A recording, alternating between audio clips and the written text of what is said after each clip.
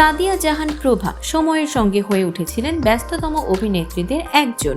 যদিও নানা কারণে মাঝপথে ছন্দপতন ঘটে, তবে ভক্তদের সঙ্গে যোগাযোগ রাখতে সামাজিক মাধ্যমে সবসময়ই সক্রিয় থেকেছেন তিনি। সম্প্রতি সোশ্যাল মিডিয়াতে তিনি শেয়ার করলেন একটি অপ্রত্যাশিত ফোন কল নিয়ে নিজের অভিজ্ঞতা। 21 জুন শনিবার নিজের ফেসবুক পেজে একটি নাম্বার শেয়ার করে প্রভা লেখেন, এই লোক ফোন দিয়ে বলে, আপু একটু হোয়াটসঅ্যাপে আসো তো। আমি বললাম, আপনি কে? বলল, ফ্যান। বললাম, ফ্যানের সাথে আমি হোয়াটসঅ্যাপে কেন কথা বলবো? আপনি ফোনই বা কেন দিয়েছেন আমাকে? কত বড় সাহস আপনার? প্রভা আরও আশঙ্কা প্রকাশ করেন, এই লোক আজকের পর থেকে আমার নামে অনেক খারাপ খারাপ কথা বলা শুরু করবে।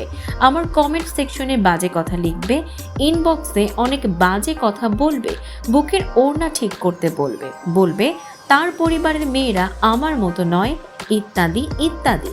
প্রভার এই পোস্ট ঘিরে শুরু হয়েছে আলোচনা। অনেকেই বলছেন, সেলিব্রিটিদের ব্যক্তিগত সীমানা রক্ষা করা এখন সময়ের দাবি। প্রসঙ্গত, প্রভা নাটকের অভিনয়ের পাশাপাশি নিজেকে গড়ে তুলেছেন একজন দক্ষ মেকআপ আর্টিস্ট হিসেবেও। নিউ ইয়র্কের দ্য মেকআপ একাডেমি থেকে প্রশিক্ষণ নেওয়া প্রভার রয়েছে একটি ইনস্টাগ্রাম অ্যাকাউন্ট মেকআপ বাই প্রভা, যেখানে তিনি নিয়মিতই পোস্ট করেন নিজের কাজের ভিডিও।